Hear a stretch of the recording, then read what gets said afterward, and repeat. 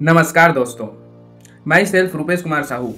आज की इस वीडियो में हम CGPT यानी छत्तीसगढ़ प्री इंजीनियरिंग टेस्ट के बारे में बात करने वाले हैं। वे स्टूडेंट जो छत्तीसगढ़ में इंजीनियरिंग करने के लिए इच्छुक हैं, जिनका किसी कारणवश जेईई तथा अन्य कोई भी अदर कॉम्पिटिटिव एग्जाम क्लियर नहीं होता है, तो उनके लिए व्यापम यानी छत्तीसगढ़ स्टेट द्वारा आयोजित CGPT का एग्जामिनेशन बेस्ट ऑप्शन हो सकता है। इसके कुछ इंपॉर्टेंट पॉइंट जैसे आप थंबनेल में देख सकते हैं कि एग्जाम पैटर्न कैसे होता है, एलिजिबिलिटी क्या रहती है, प्रोसेस कैसे होता है, काउंसलिंग कैसे होती है और सबसे इंपॉर्टेंट पॉइंट डॉक्यूमेंट वेरिफिकेशन कैसे होता है। इन सभी पॉइंट के बारे में हम स्टेप बाय स्टेप बातें करते हैं। तो चलिए वीडियो को शुरू करते हैं। फ्रेंड्स, सबसे पहले हम एग्जाम पैटर्न के बात करेंगे। Exam structure of CGPT। Kind for your information मैं बता दूं कि पास्ट ईयर मैंने CGPT का एग्जाम दिया था, जिसमें मेरे को 88 मार्क पे 547 रैंक अलॉट हुआ। इसका जो एग्जाम मोड होता है, पेन पेपर ऑफलाइन रहता है, ड्यूरेशन 3 घंटे का रहता है, टोटल क्वेश्चन 150 रहता है। कौन कौन से सेक्शन से पेपर आता है, तो पहला physics, chemistry and mathematics. Question time multiple choice question रहता है, MCQ। मार्किंग क्या होता है, कोई भी सवाल सही करने पर आपको पॉजिटिव 1 मार्क मिलता है, लेकिन इसमें कोई निगेटिव मार्किंग नहीं होता है, इसलिए आप इसमें तुक्का का स्ट्रेटेजी भी लगा सकते हो। इनमें सब्जेक्ट क्या रहता है, पहला फिजिक्स है जिससे 50 क्वेश्चन आते हैं, केमिस्ट्री उससे भी 50 क्वेश्चन आते हैं, मैथमेटिक्स इससे भी 50 क्वेश्चन आते हैं। टोटल आपको 150 क्वेश्चन एग्जाम सीट में देखने को मिलता है। अब हम बात करते हैं कि CGPT के एग्जाम को देने के लिए एलिजिबिलिटी क्राइटेरिया क्या होता है, अर्थात हम किन किन शर्तों के आधार पर CGPT एग्जाम दे सकते हैं। तो पहला, नेशनलिटी आप इंडियन होना चाहिए। क्वालिफिकेशन एग्जामिनेशन आप 12th पास आउट होने चाहिए किसी भी रिकॉग्नाइज बोर्ड से। सब्जेक्ट आपको कंपलसरी रूप से फिजिक्स और मैथमेटिक्स पढ़ना ही है, और ऑप्शनल सब्जेक्ट के रूप में chemistry, biology, biotechnology, technical vocational courses हो सकते हैं। क्वालिफिकेशन मार्क बोर्ड में क्या रहना चाहिए, जनरल कैटेगरी के लिए 45% and reserve category like SC, ST, OBC, PWD female के लिए 40% होता है। एज लिमिट 17 से 30 साल तक कोई भी CGPT का एग्जाम दे सकता है। डोमिसाइल मस्ट भी हो छत्तीसगढ़ डोमिसाइल, और सर्टिफिकेट भी होना चाहिए, तथा अदर बोर्ड के स्टूडेंट भी इस एग्जाम को दे सकते हैं। बात हो गई एग्जाम पैटर्न और एलिजिबिलिटी की। अब हम CGPT एग्जाम से लेकर एडमिशन, कॉलेज एडमिशन तक का क्या प्रोसेस होता है, उसको मैं इस PPT के माध्यम से आपको डिस्कस करता हूँ। सबसे पहले CGPT एग्जाम फॉर्म फिल करोगे, उसके बाद आपका एडमिट कार्ड आएगा, CGPT एग्जाम होगा, फिर रिजल्ट आएगा। रिजल्ट से आप काउंसलिंग के लिए फॉर्म फिल करोगे, वो भी DTE यानी director of technical education of Chhattisgarh के वेबसाइट से आप काउंसलिंग फॉर्म फिल करोगे। उसके बाद मेरिट लिस्ट आता है। मेरिट लिस्ट के बाद आपको अलॉटमेंट लेटर आएगा। अलॉटमेंट लेटर आने के बाद आप कॉलेज में जाओगे एडमिशन के लिए। उससे पहले आपको चॉइस फिलिंग करना रहता है कि मेरे को इस कॉलेज में इस ब्रांच चाहिए, मुझे रिक्वायर्ड है। इस तरह आपको कॉलेज आपके चॉइस फिलिंग के आधार पर अलॉट होगा। छत्तीसगढ़ में इस एग्जाम के थ्रू आपको सभी टॉप छत्तीसगढ़ के प्राइवेट कॉलेजों में तो एडमिशन मिलता ही मिलता है, साथ ही छत्तीसगढ़ के स्टेट कॉलेज जो कि मात्र 3 है। First, government engineering college Raipur, जिसे शॉर्ट में GC रायपुर कहते हैं। सेकंड, GC बिलासपुर, और थर्ड GC जगदलपुर। इन सभी कॉलेज में आप इस एग्जाम के थ्रू एडमिशन ले सकते हो। उसके बाद कॉलेज में आपको एडमिशन फॉर्म दिया जाएगा। उसके बाद वहाँ DVC होगा। पहले DVC के लिए सेंटर दिया जाता था, डॉक्यूमेंट वेरिफिकेशन सेंटर, आप इससे समझ सकते हैं। लेकिन अब जो डॉक्यूमेंट वेरिफिकेशन का जो काम होता है वो कॉलेज में ही हो जाता है। Process this like. अब मैं आपको मेरे पर्सनल डॉक्यूमेंट्स आपको समझाता हूँ कि कैसे कैसे पेपर होगा, क्या संपूर्ण प्रोसेस रहता है कि आपको CGPT एग्जाम से लेकर पूरा कॉलेज में कैसे एडमिशन मिल सकता है। तो चलिए मैं उस प्रोसेस को आपके सामने रखता हूँ। तो हाँ दोस्तों, इन सब प्रोसेस के बाद मैं आपको अपना पर्सनल जो मैंने संपूर्ण प्रोसेस से जो क्रिस्प निकाला है उसको आपके सामने रखता हूँ। सबसे पहले आप CGPT एग्जाम के लिए फॉर्म फिल करोगे, उसके बाद आपको एडमिट कार्ड मिलेगा। ये मेरा एडमिट कार्ड था, आप देख सकते हैं, रूपेश कुमार साहू। तो इसको आपको एग्जाम सेंटर में लेके जाने, देख सकते हो, PET 2025 BE या BTech के लिए। तो इसको आपको देना है। मेरा रायपुर सेंटर था, 8 मई को एग्जाम था 2025 में, 9 to 12:50। ठीक है, उसके बाद ये आपको एडमिट कार्ड मिलेगा। उसके बाद ले चलता हूँ मैं। उसके बाद रिजल्ट आएगा आपका। रिजल्ट देख सकते हो, छत्तीसगढ़ व्यावसायिक परीक्षा मंडल अर्थात व्यापक इस एग्ज़ाम को कंडक्ट कराता है।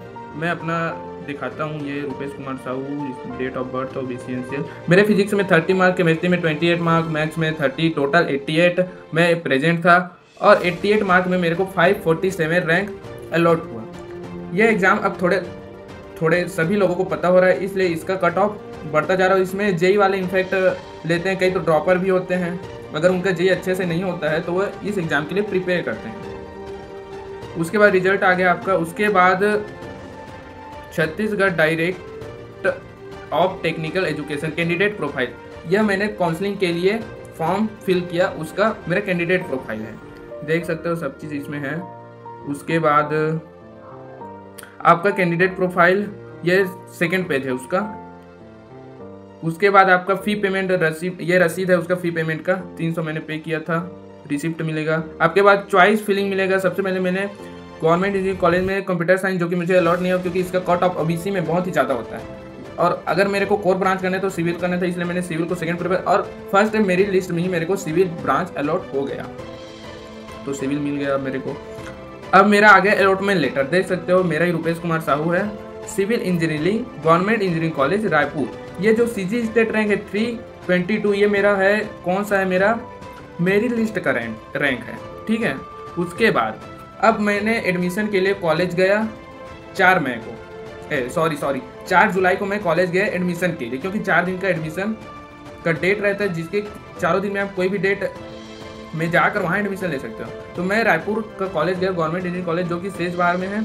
तो वहाँ मेरे को ये फाइल दिए, अर्थात जो ये फॉर्म है इसको दिए, इसको मेरे को भरना था, मैंने पूरा इसको फिल किया इसको। और सेकेंड, अब मेन डॉक्यूमेंट जो लगता है वो ये है, जो भी बताते हैं ना ये लगेगा, कुछ नहीं भाई, ये जो डॉक्यूमेंट जो आपको फॉर्म में दिया यही आपको लगता है। सबसे पहले मैं बता देता हूँ, जो DTA ने आपको आवंटन पत्र दिया है उसका अलॉटमेंट लेटर का कॉपी, रजिस्ट्रेशन फॉर्म। अब रजिस्ट्रेशन फॉर्म कौन सा है, जो एडमिट कार्ड है नहीं, ये रजिस्ट्रेशन फॉर्म काउंसलिंग के थ्रू जो आपको मिला है कैंडिडेट प्रोफाइल वो है। उसके बाद CGPT 2025 का स्कोर कार्ड लेके जाना है, 12th का अंक सूची, 10th का अंक सूची, मार्कशीट और transfer certificate, character certificate, migration.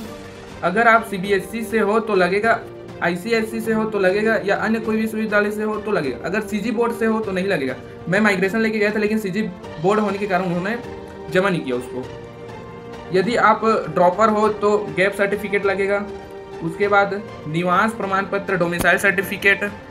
उसके बाद स्थायी कास्ट सर्टिफिकेट, ये लगेगा, स्थायी ना कि अस्थायी। उसके बाद ये PWD PH के लिए लोगों के लिए अगर आप हो ऐसे तो लग सकता है। उसके बाद तहसीलदार या नायब तहसील द्वारा इनकम सर्टिफिकेट लगेगा। उसके बाद अगर आप सेनानी सैनिक प्रमाण पत्र, वो स्वतंत्र सेनानी वाला, एंटी रैगिंग, अंडरटेकिंग, ये होता है, लेकिन मैंने ये सब नहीं था मेरे पास। उसके बाद आई कार्ड, लाइब्रेरी कार्ड नहीं है भैया हमारे पास।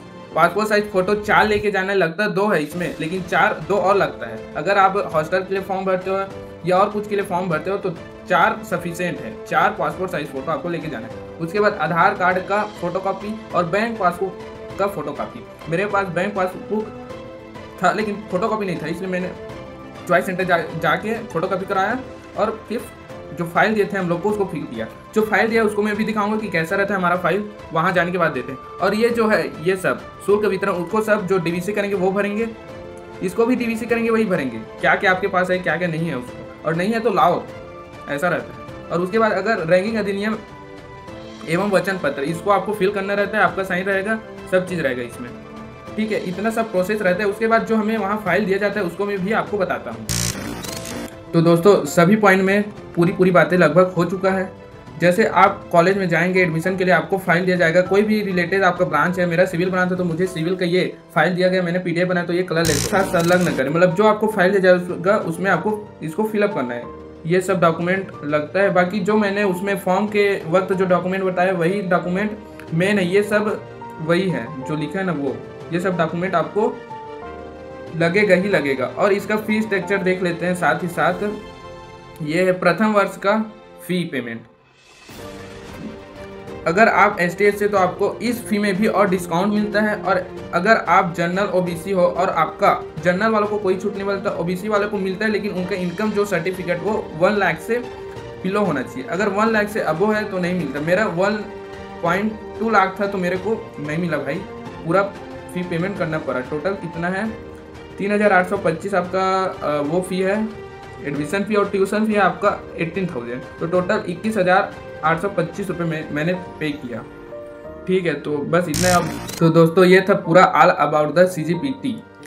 मैंने लगभग सभी पॉइंट को पूरे क्रिस्प रूप से डिस्कस कर दिया है। आपको कैसा लगा ये वीडियो कमेंट में बताना। और इससे रिलेटेड जैसे कट ऑफ का वीडियो आने वाला है, अगर ये इस वीडियो में आपका सपोर्ट अच्छा रहा तो बेसिकली कट ऑफ का वीडियो भी आएगा। अब मेरे को भी कॉलेज ज्वाइन करने दो, एडमिशन तो हो गया, ज्वाइन करूँगा, उसके बाद वहाँ का व्लॉग सब आएगा। तो ऐसे ही सपोर्ट बनाए रखे। Subscribe and turn on bell icon. Thank you, thanks for watching, bye bye.